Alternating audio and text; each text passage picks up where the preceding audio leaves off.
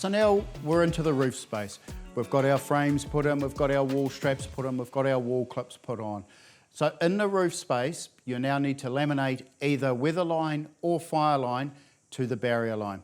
Now that board, that fireline or that weatherline needs to come a minimum of 200 millimetres below the ceiling height. So here's a nice easy tip. Screw some temporary blocks on. Now you can just sit your sheet onto there, you're not holding it. Screws. As we said before, you've got the laminator or the wood chip screws.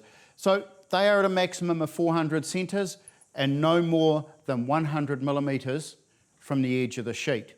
Now, I've gone horizontal with the first sheet here.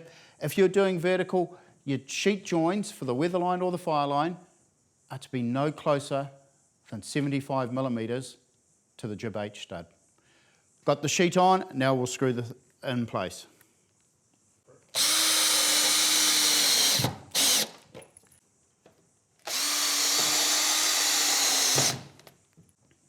Now with these screws in a roof space, they do not need to be plastered like a normal firewall does. So your sheet joins and your screw heads do not need to be stopped.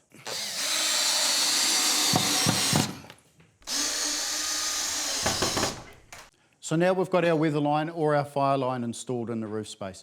Now remember, you've still got to have your wall clips no more than 600 down from the top of the sheet.